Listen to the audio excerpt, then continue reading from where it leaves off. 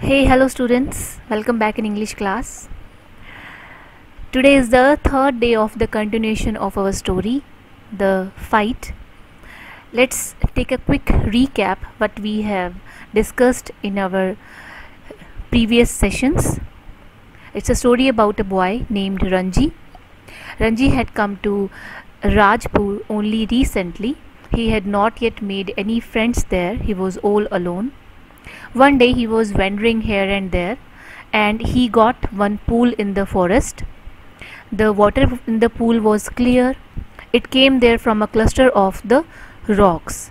Ranji got into the water at once. He knew swimming. He had so far known only the muddy pools of the Rajputana deserts. This pool was much better, and he was so happy. The next day Ranji came again to take a shower into the pool, to do the swimming into the pool. He enjoyed a lot in the coolness of the water.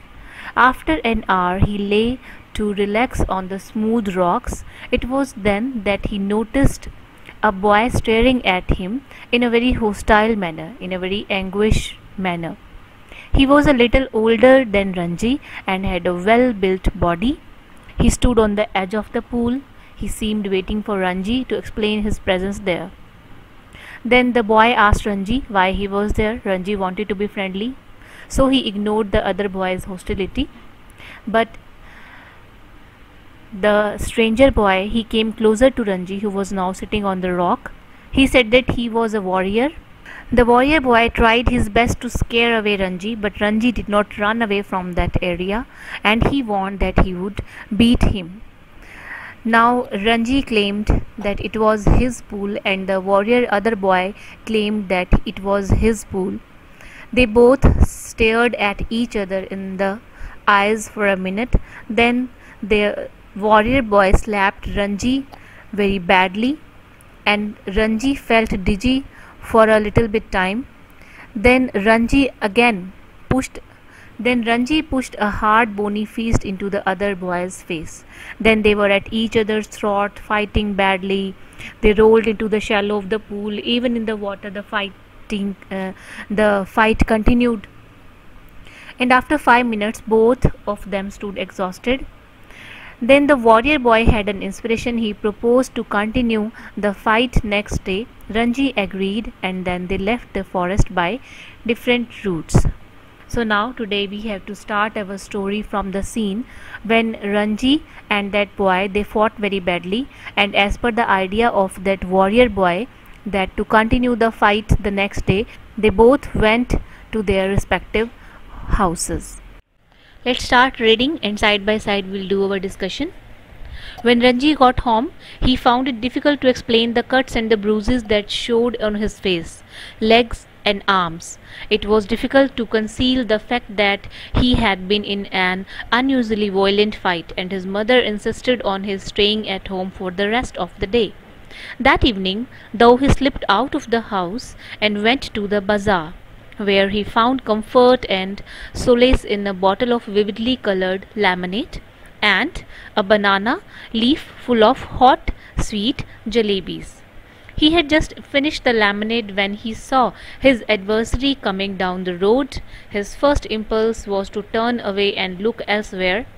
His second, to throw the lemonade bottle at his enemy. To hide his cuts, bruises on his legs and face due to that violent fight. He was trying hard to hide that cuts and bruises from his mother and father, but it was difficult to conceal. Conceal means hide. And his mother saw his face, his legs and cuts and bruises, she noticed, and that when she saw the condition of the Ranji, she insisted, she pressurized Ranji to stay at home for the rest of the day and warned him not to go out. But that evening, though, he slipped out means to leave a place without being noticed, without telling to anyone else. So Ranji, in the evening, he again slipped out of the house and went to the bazaar, because he was not feeling comfortable at home, so he went to the bazaar, and where he found comfort and solace in a bottle of vividly colored laminate, vividly means differently colored laminate, and a banana leaf full of hot sweet jalebis. So in the bazaar he purchased a plate full of jalebis, and he purchased a different colored, a vividly colored laminate, lemon juice. And that moment he felt a bit solace and comfort, because earlier he was in a distressed mood. He was a little bit in pain, he was in an anguish mood, agony, he was suffering a lot and his body was aching. So that is why he went to the bazaar to give comfort and solace to himself, and he purchased there few things. And he had just finished the lemonade when he saw his adversary. Adversary means his opponent, his rival. He was coming down off the road from the other side. His first impulse means acting or done without giving a thought. So he, at first instance, he thought to turn away and look elsewhere. He thought to totally neglect his adversary, his opponent, and his second thought to throw the lemonade bottle at his enemy due to the anguish. He stood his ground and scowled at his passing adversary, and the warrior said nothing either but scowled back with equal ferocity. The next day was as hot as the previous one. Ranji felt weak and lazy and not at all eager for a fight. His body was stiff and sore after the previous day's encounter, but he could not refuse the challenge. Not to turn up at the pool would be an acknowledgement of defeat. From the way he felt just then, he knew he would be beaten in another fight, but he could not acquiesce in his own defeat. He must defy his enemy to the last, or outwit him, for only then he could gain his respect. If he surrendered now, he would be beaten for all the time. But to fight and be beaten today left him free to fight and be beaten again. As long as he fought, he had a right to the pool in the forest. Ranji, he stood his ground and scowled at his passing adversary. Scowled means looked angrily. So he did not react there, and instead he scowled at his adversary, his opponent. He looked angrily to him, and the warrior said nothing either but scowled back with equal ferocity. So, and his adversary, his opponent, his rival, he also ignored him, and he also looked back at him with equal ferocity. Ferocity means fierceness, anger, cruelty. The next day was as hot as the previous one. Ranji felt weak due to the last day's fight, and his body was lazy, his body was aching, his body was all in pain just due to that ferocious fight.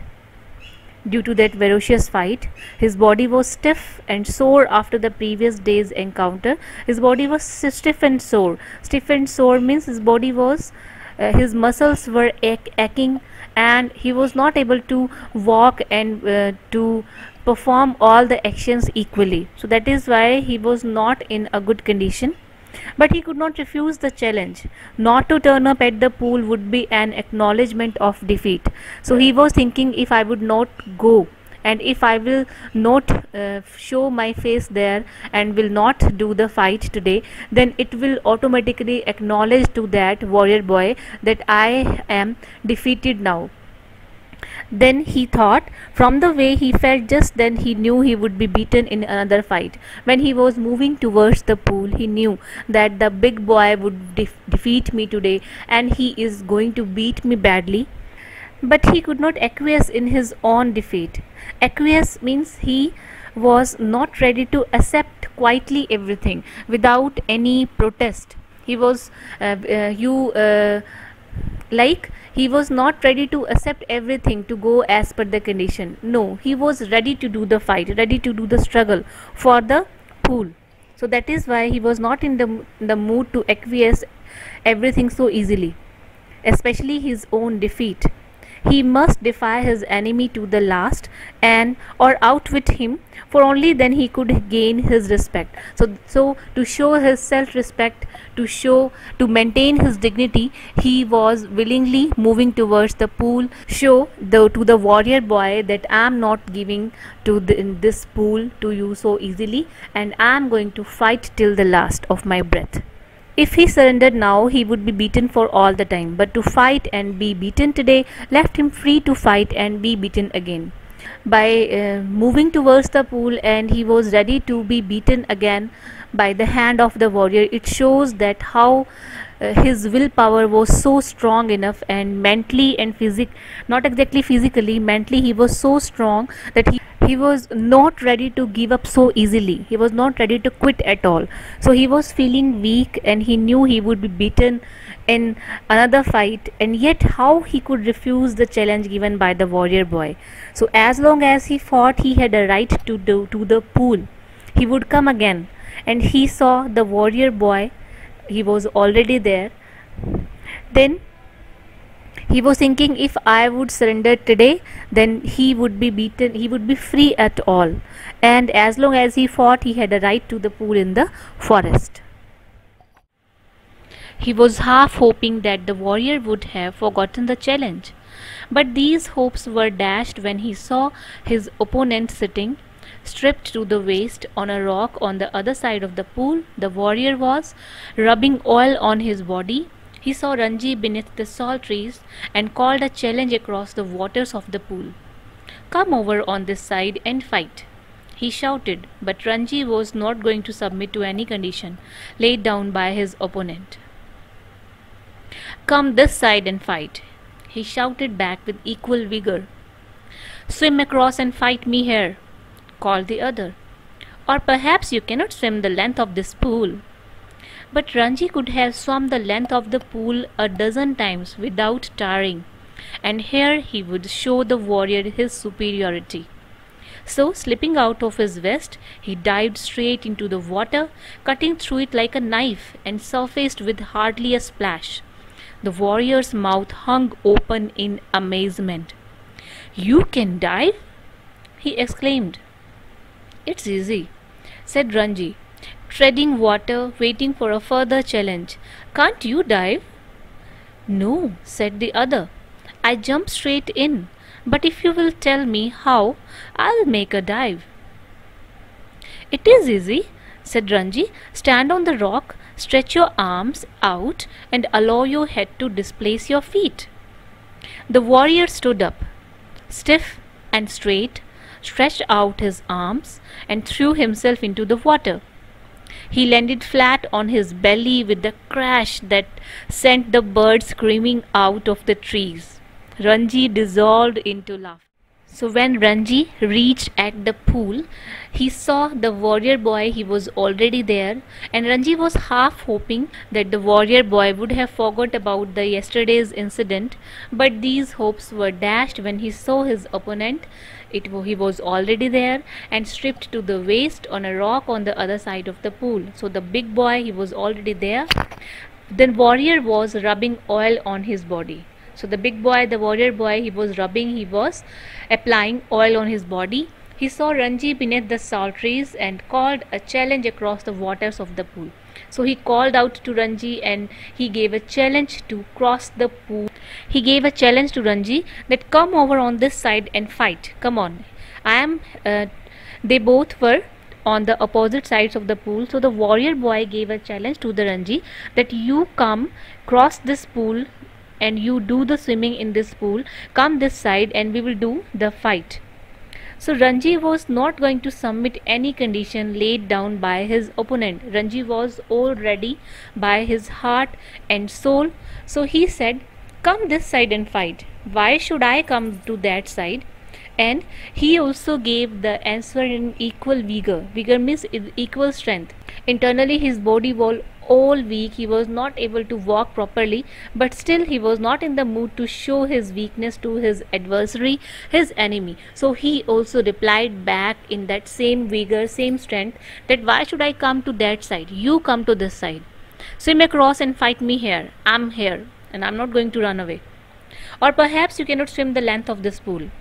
But Ranji could have swum the length of the pool a dozen times without tiring. So the big boy again gave the challenge to the Ranji that you are seeming so small, I am the big one, so I think you cannot swim over to this side of the pool. That is why you are calling to me to the other side.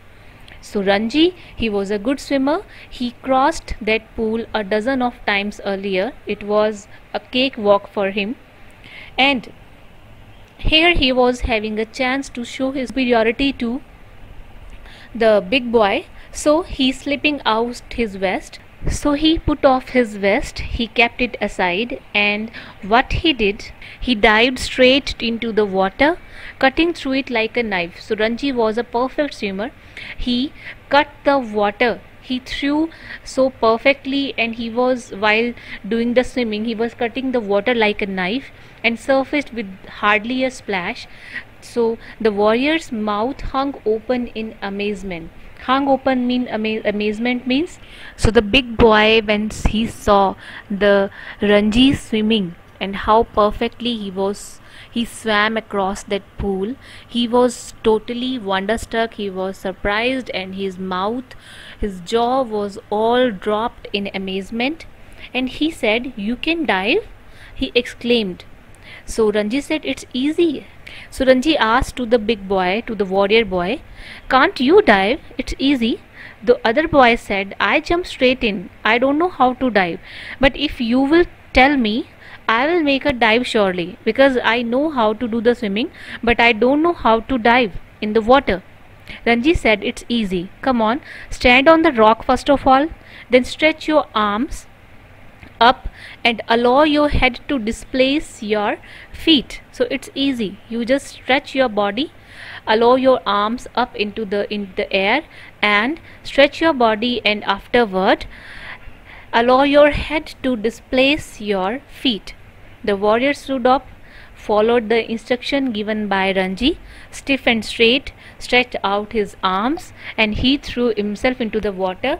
But instead of giving a good dive, instead of diving into the water, he crashed that water very badly. The warrior boy landed in the water flat on his belly, and there was a noise, big bang, which sent the birds screaming from the trees. So Ranji, when he saw the scene, he laughed a lot. "Are you trying to empty the pool?" he asked as the warrior came to the surface, spouting water like a small whale. "Wasn't it good?"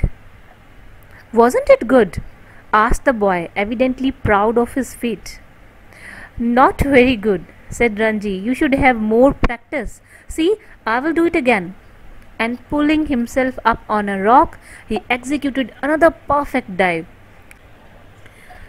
So when the big boy, the warrior boy, he saw Ranji's diving and his swimming, his skill, he was astonished, he was startled. He requested him to teach him how to dive.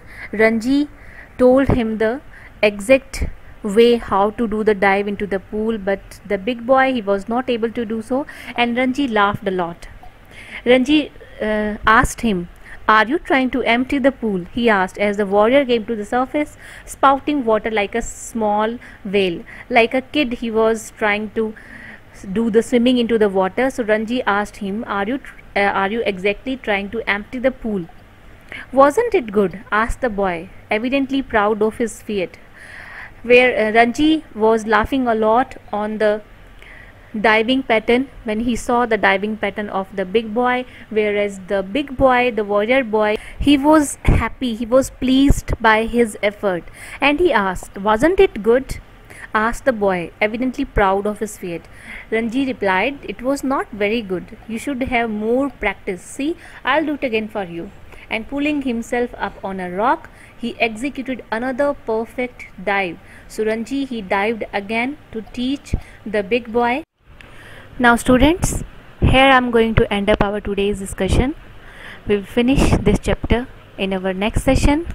Till then, take care of yourself. Thank you.